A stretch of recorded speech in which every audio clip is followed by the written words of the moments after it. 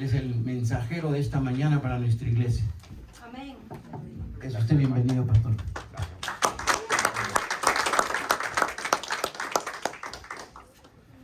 Bueno, como decía el hermano, el pastor Ganosa me llamó hace un par de semanas y me dice, ¿cree que me pueda cubrir? Voy de vacaciones, ¿no? Cuando me dijo, ¿crees que puedas venir a predicar? Le dije, bueno, llevamos una semana fuera de nuestra iglesia y ya casi le digo que no. Cuando me dijo, voy de vacaciones, digo, es merecido. El pastor Ganosa merece sus vacaciones, ¿verdad? Así, eso por un lado y otro, porque es un gran placer poder estar aquí con ustedes. Ya los conozco a muchos de ustedes y es una iglesia que ocupa un lugar significativo en el corazón mío, en el corazón de mi familia, porque si no estuviste la vez pasada acá, compartimos que Fernando, ¿verdad?, y Mónica fueron de gran bendición cuando yo estaba pastoreando la iglesia de Rodway, y nos gozamos mucho el día que ellos respondieron al llamado y dijeron, heme aquí, Señor, y se acercaron y me dijeron, pastor, creemos que el Señor nos está llamando a pastorear. Y digo, bueno, todo el mundo lo veía, todo el mundo estaba consciente de ese llamado en Fernando y por mucho tiempo quizás él lo había retrasado un poco, pero me gozo cuando vengo, me gozo cuando veo esta iglesia y veo la labor como el Señor ha bendecido al hermano Ganosa, la labor por el reino, ¿verdad? Extender el reino. Yo no sé cuántos de ustedes quizás eran cristianos en sus países, no sé cuántos de ustedes han conocido al Señor aquí, quizás a través del ministerio de esta misma iglesia, pero la realidad es que es maravilloso cuando pensamos en la iglesia universal, pensamos en la iglesia del Señor, cuando pensamos cómo va a ser el cielo. ¿Has pensado últimamente cómo será el cielo? ¿Verdad? Yo me acuerdo cuando niño a veces nos decían, imagínate que el cielo va a ser el lugar donde vas a estar haciendo constantemente lo que más te gusta hacer, ¿verdad? Comer helado de chocolate, vas a comer helado de chocolate, ¿no? Y bueno, era una idea bastante infantil, pero el cielo va a ser un lugar maravilloso y quiero que hoy vayamos, voy a leer como base unos versículos y está en Apocalipsis capítulo 7 y ahí el versículo 9, el 10, el 11 y el 12 lo vamos a leer.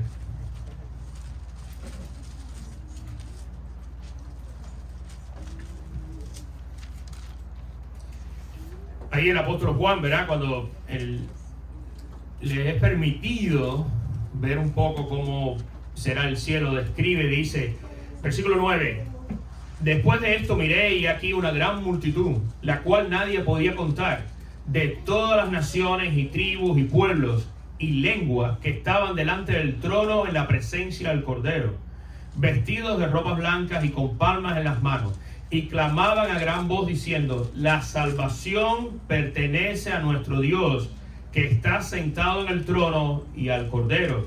Versículo 11 dice, y todos los ángeles estaban en pie alrededor del trono y de los ancianos y de los 4 seres vivientes, y se postraron sobre su rostro delante del trono, y adoraron a Dios diciendo, amén. La bendición, la gloria y la salvación y la acción de gracias y la honra y el poder y la fortaleza sean a nuestro Dios por los siglos de los siglos. Amén. Y no sabemos los detalles, no sabemos el día a día cómo será en el cielo, pero esta imagen es bastante descriptiva y es maravillosa pensar, ¿verdad?, que dice que va a haber una multitud incontable, representación de todos los pueblos, de todos los grupos, ¿verdad?, en todas las lenguas, adorando al Señor. Y sabemos que ahora vivimos un tiempo con que la palabra, como bien popular, es inclusividad, ¿no? No, todos quieren ser inclusivos y quieren poner fotos. Mira, tenemos un hispano, tenemos un moreno, tenemos un indio americano, tenemos uno colorado, tenemos uno blanco, ¿verdad?, para ver. Pero ¿sabes qué? El cielo no es para llenar cuotas. El cielo no es para tener una representación como si fuera un muestrario, ¿verdad? Tenemos esto. El cielo es el lugar más inclusivo que verdaderamente existe, porque va a haber representación de todos los grupos, pero no porque sean de un grupo específico, no porque sean de un color específico, no porque pertenezcan a una nación específica, sino porque todos ellos habrán sido redimidos y salvados. Como dice al final ahí los ángeles, dice, la bendición y la gloria y la sabiduría y la acción de gracia y la honra y el poder y la fortaleza sean a nuestro Dios por los siglos de los siglos, por el poder redentor del Señor, a través del sacrificio de Jesucristo. Quiero que teniendo eso en mente, vayamos a 2 de Pedro, porque hoy en sí realmente no es para hablar del cielo,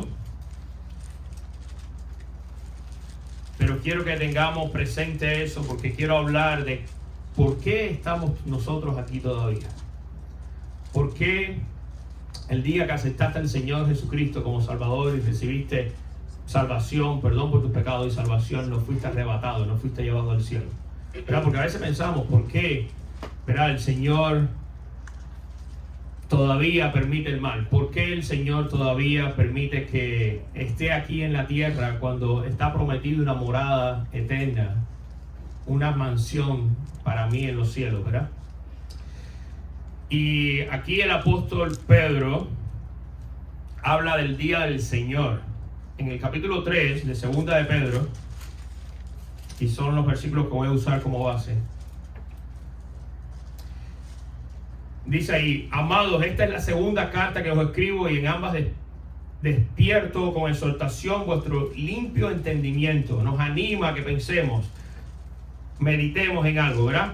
Para que tengáis memoria de las palabras que antes han sido dichas por los santos profetas y del mandamiento del Señor y Salvador dado por nuestros apóstoles. Y no está hablando de los 10 mandamientos, está hablando cuál es nuestro mandato, cuál es nuestra responsabilidad como cristianos. ¿Ok? Cuando habla ahí del mandamiento y dice, dado del mandamiento del Señor y Salvador dado por nuestros apóstoles, sabiendo primero esto, que en los postreros días vendrán burladores andando según sus propias concupiscencias. No los sorprenda, sepan las circunstancias en las que vamos a vivir. Sepan que van a haber muchas personas engañando, aprovechándose de las emociones, aprovechándose de nuestras necesidades emocionales, espirituales, para tomar ventaja. Y dice que se van a agrupar de sus propias concupiscencias, sus propios grupos, y van a decir, ¿sabe qué? Esta es la respuesta a la necesidad que las personas tienen. Esta es la respuesta. Y van a promocionar su propia línea de pensamiento, diciendo, ¿dónde está la promesa de su advenimiento? ¿Verdad? El advenimiento es la venida del Señor. Dice, básicamente se van a burlar de los cristianos. Ustedes que pasan tiempo esperando la manifestación del Señor, ustedes que pasan tiempo esperando que el Señor regrese y quite el mal del mundo, ¿verdad? Y sea una nueva tierra y haya la iglesia puede estar delante de la presencia del Señor. ¿Dónde está eso? No ha pasado. Porque desde el día en que los padres durmieron, todas las cosas permanecen así, como desde el principio de la creación. Ellos dicen, este es el mundo en que vivimos. Nada ha cambiado. Todo sigue igual o mal, y es lo que están diciendo. Pero ¿qué dice la palabra ahí? Pedro dice que estas personas ignoran voluntariamente que en el tiempo antiguo fueron hechos por la palabra de Dios los cielos y la tierra, que proviene del agua y por el agua subsiste, por lo cual el mundo de entonces pereció anegado en agua, pero los cielos y la tierra que existen ahora están reservados,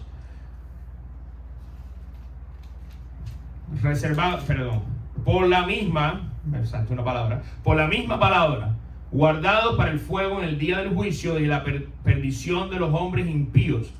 Mas, oh amados, no ignoráis esto, que para con el Señor un día es como 1000 años, y 1000 años es como un día. El Señor no retarda su promesa, según algunos la tienen por tardanza, sino que es paciente para con nosotros, no queriendo que ninguno perezca, sino que todos procedan al arrepentimiento. Y aquí es donde vamos a pasar un tiempito en esta mañana. Aquí el apóstol Pedro dice varias cosas. Una, les recuerda. ¿Qué nos recuerda? Cuando el Señor fue a ascender a los cielos, Dios dijo lo que nosotros llamamos la gran comisión, ¿verdad? ¿Qué dice? Vayamos por todo el mundo, predicando, enseñando, bautizando a los nuevos creyentes. Nos mandó. Y verá, y dice, ¿desde dónde? De Jerusalén hasta el fin del mundo. Existen unos 11.000 grupos étnicos ahora mismo. De esos mismos 11.000 grupos étnicos, más o menos, que se entiende que existen, hay cerca de 3.000 grupos étnicos que todavía no han escuchado el nombre de Jesús. Es más, a veces pensamos, ¿verdad? Tenemos que ir al medio de África, al medio de Asia, para encontrar uno de estos grupos étnicos. ¿Sabes que a veces tenemos algunos de esos grupos en nosotros, sobre todo en Nueva York, algunos de esos grupos? Es interesante. El Señor, Dios nos mandó al mundo, pero la realidad es que el mundo también ha venido a nosotros aquí en el lugar donde vivimos. Quizás no en Perú, quizás no en Cuba, quizás no en Colombia, pero vivimos en un lugar privilegiado porque el mundo está representado en el área donde vivimos. Y ahí el apóstol dice, quiero que recuerden el mandamiento dado por el Señor, recordado por los apóstoles, enseñado por ellos. Y dice que estén apercibidos. No nos engañemos, ¿verdad? A veces nos desanimamos, a veces podemos distraernos. Y dice que no nos coja por sorpresa. Recuerda que el Señor es paciente. Y algo que quiero que señalemos es cuando dice que es paciente ¿con quién? ¿Con los pecadores? ¿Con quién? ¿Con nosotros? ¿A quién está escribiendo? A la iglesia. Está escribiendo a la iglesia. Y esto es importante. ¿Sabes? Yo sé que el hermano Canosa, ¿verdad? El pastor en la enseñanza y es muy preciso y me agrada escuchar que ustedes están claros. Él está haciendo una advertencia a nosotros, a la iglesia. ¿Ok?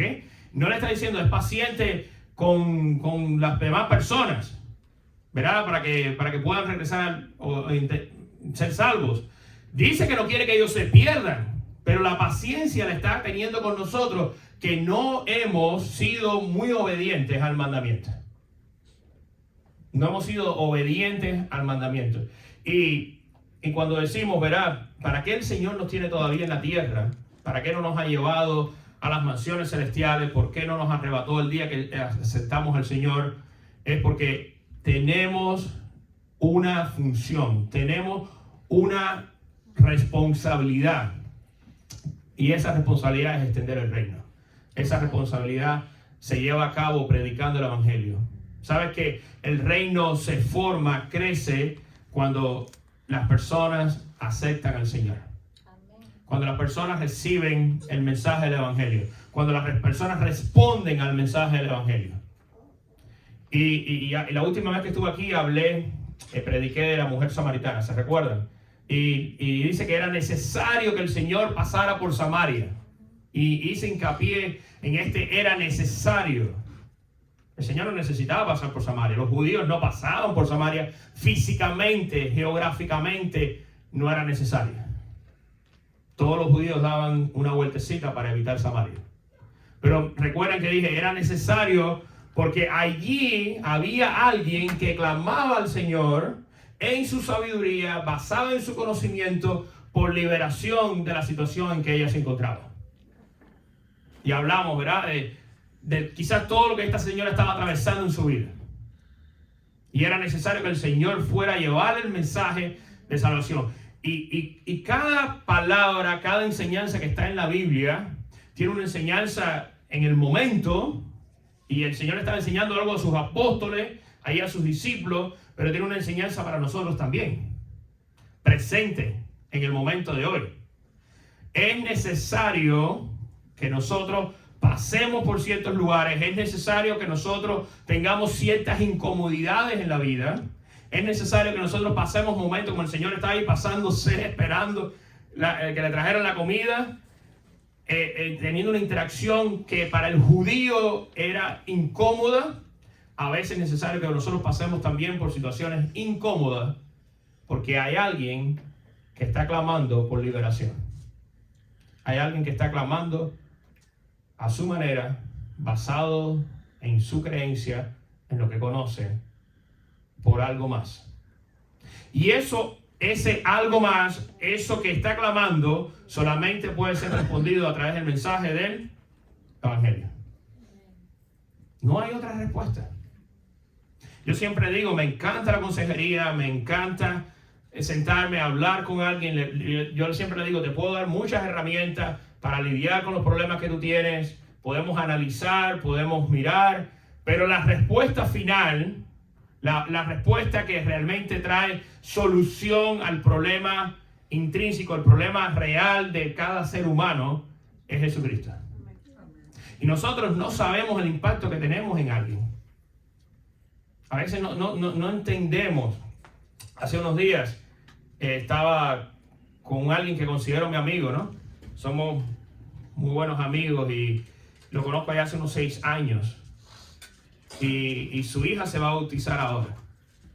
Y estábamos hablando y le digo, ¿recuerdas cómo ha cambiado la vida de ustedes? Me dice, sí, recuerdo cómo ha cambiado la vida de nosotros. La historia familiar cambió completa. Completa. Los padres, los hijos, y quién sabe, con Dios permita la tercera generación también, como dice la palabra. Ya no estoy trabajando como pastor, ahora estoy trabajando como lo que llamamos catalítico, ayudando a las iglesias a comenzar iglesias, a levantar pastores. Y Mayer sabe la historia, me parece tan interesante y es cosa del Señor, porque en el año 46 mi bisabuelo le vende la propiedad para que hicieran el primer templo en la ciudad donde nosotros vivíamos al misionero catalítico que estaba en Cuba en ese tiempo. Y yo digo, ¿quién le hubiera dicho a ese misionero catalítico que el bisnieto de esta persona que le está vendiendo la propiedad un día iba a tener su posición también? ¿Quién le iba a decir a mi bisabuelo que él y su familia y sus descendientes iban a tener fe gracias al evangelio predicado en aquel lugar? No lo sabemos.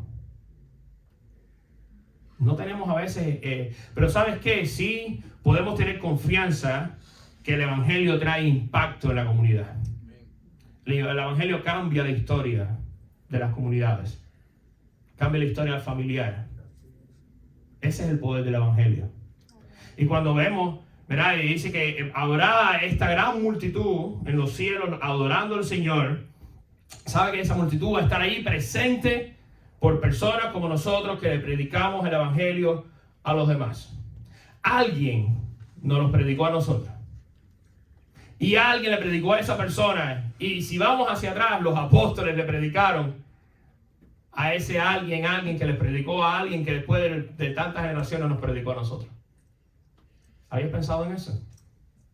Es el impacto. La iglesia permanece. Puede ser, y esto es una realidad. Ustedes, me alegro tanto que tengan las aulas. Yo sé lo importante que era, como habían orado. Me alegro tanto que la iglesia va creciendo. Pero la realidad es que la iglesia, ¿cómo se llama la iglesia? Perdónenme. Camino de vida. Camino de vida. Siempre digo, la iglesia del hermano Ganosa. No es el hermano Ganosa, ¿ok? ¿Sabes qué? La iglesia que el hermano Ganosa ha trabajado y ustedes son parte y forman 20, 30, 50 años más abajo, quizás esta iglesia no va a estar aquí. Esa es la realidad. Físicamente no va a existir esta iglesia Camino. Pero ¿sabes qué? La iglesia del Señor sí permanece. Y Dios permita, ustedes van a tener otras hijas que sí van a permanecer y el evangelio va a seguir siendo predicado y va a seguir teniendo efecto transformador en las personas. Dice que, quiero ahí el versículo 10, el 2 de Pedro 3, dice: pero el día del Señor vendrá como ladrón en la noche, en el cual los cielos pasarán con gran estruendo, y los elementos ardiendo serán deshechos, y la tierra y las obras que en ellas hay serán quemados. Y esto es interesante. Hace unos días atrás me recuerdo bien, estaba escuchando, creo que fue con Mayer, si estaba ella, una predicación y decía las cosas malas que van a suceder, y nosotros esperamos el día del Señor. Pero ¿sabe qué? El día del Señor es algo realmente malo para los que estén vivos. El día del Señor no es el rapto, ¿ok? Dice que por amor a nosotros, ¿verdad? Nosotros vamos a ser exonerados, nos vamos a pasar por la tribulación. Nosotros vamos a ser, ¿verdad? Levantados ahí el apóstol Pablo en Tesalonicenses nos dice que los muertos resucitarán primero y después nosotros los que estemos vivos, la iglesia, una vez más nosotros la iglesia, seremos arrebatados para encontrarnos con el Señor en las nubes. Nosotros no vamos a estar en la tierra el día del Señor. Pero el día del Señor son muy malas noticias para el que está vivo. Y aquí dice que verá, los cielos, la tierra, todo va a ser consumido. Ya no va a ser ni siquiera como el diluvio por agua, ¿no? Dice por fuego. Es algo fuerte. Es algo que no solamente es el día del juicio, es el día en que todo va a sufrir un cataclismo. Y dice, está advirtiendo, ¿verdad? Dice, no queriendo que ninguno perezca, el versículo anterior 9, vamos a decir, el Señor no retarda su promesa según algunos la tienen por tardanza, sino que es paciente para con nosotros, no queriendo que ninguno pase por el día del juicio. Dice, para que ninguno perezca, y después habla del juicio, del día del Señor.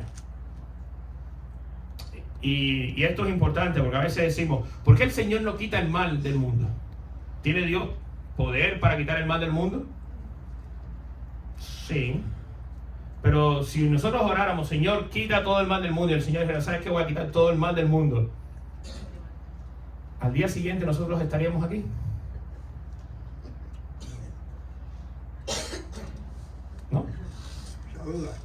¿No? No estaríamos aquí. Si fuera a quitar todo el mal del mundo, no quedaría ninguno de nosotros.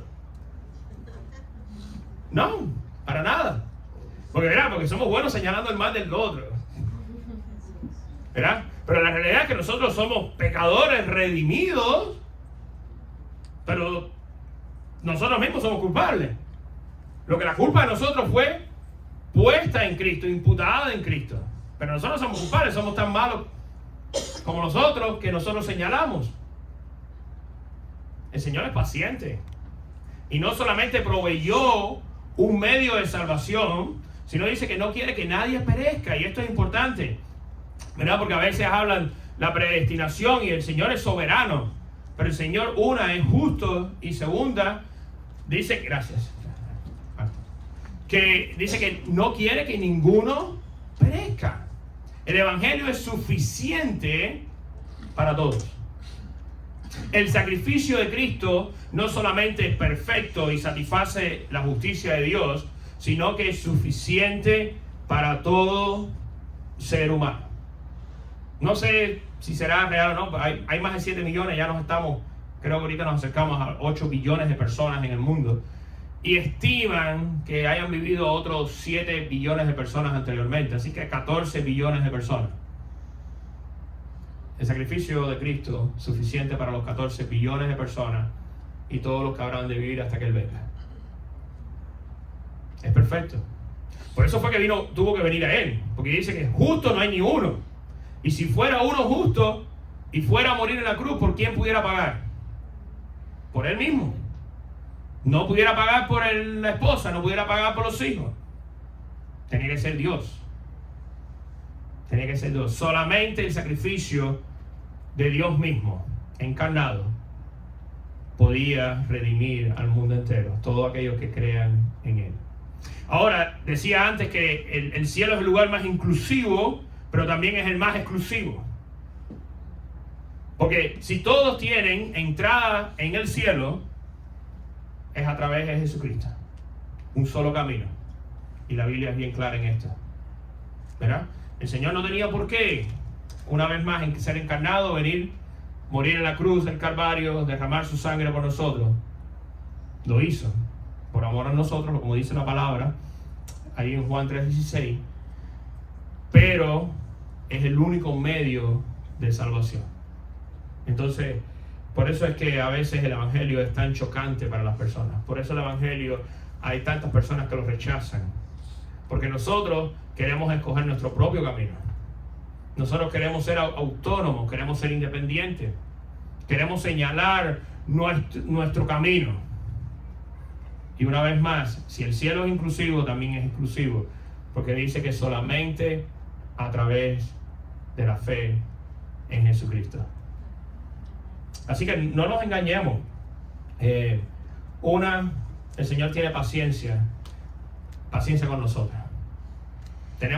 Tenemos unas oportunidades hermosas. Yo no sé si la iglesia ha crecido estos números porque es una iglesia que evangeliza. Porque es una iglesia, y cuando hablo de iglesia no estoy hablando del hermano Ganosa, ¿ok?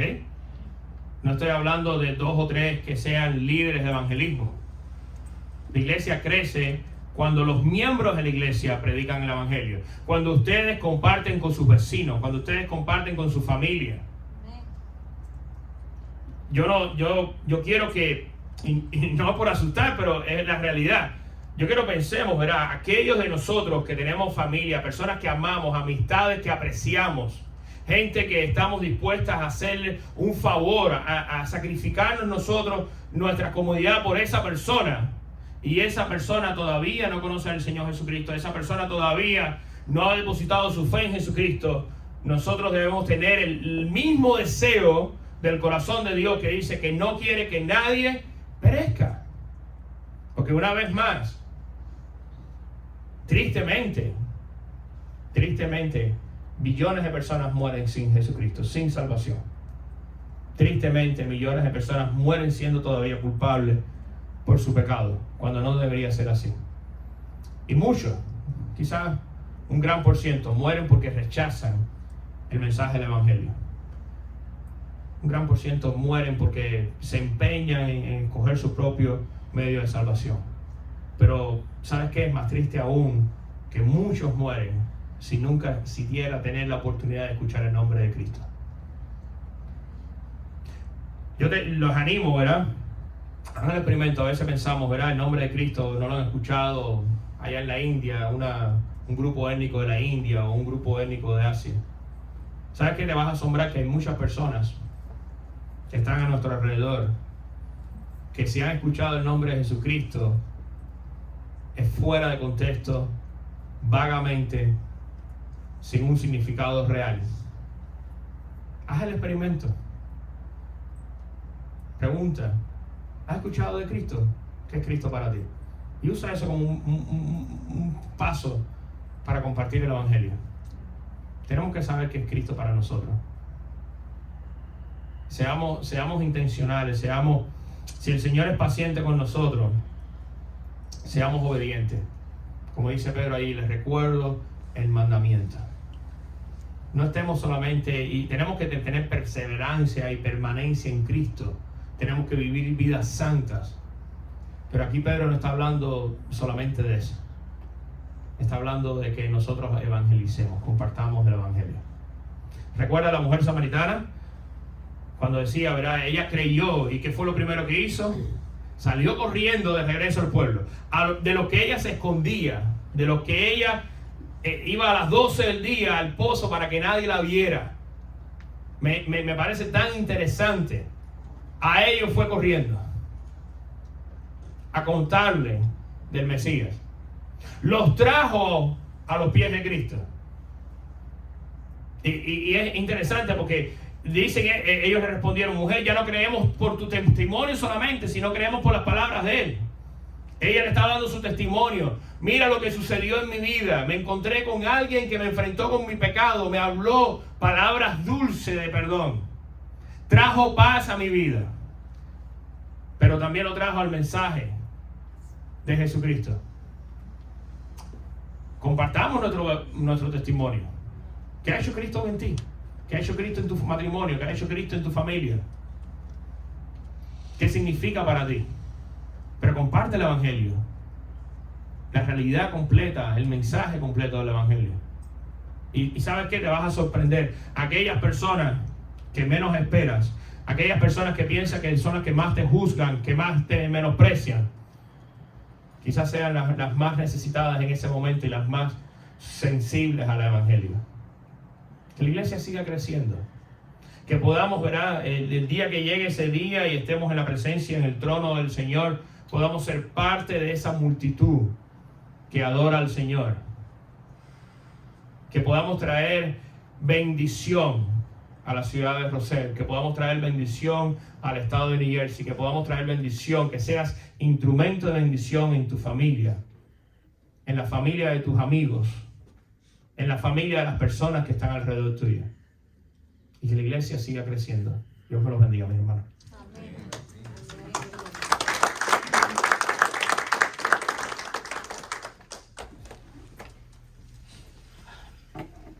Vamos a ponernos de pie, hermanos. Dios lo siga usando, pastor. Gloria a Dios. Tenemos que cerrar con una alabanza. Santo es tu nombre, Señor. Dios nos ha hablado, ¿verdad? Aleluya.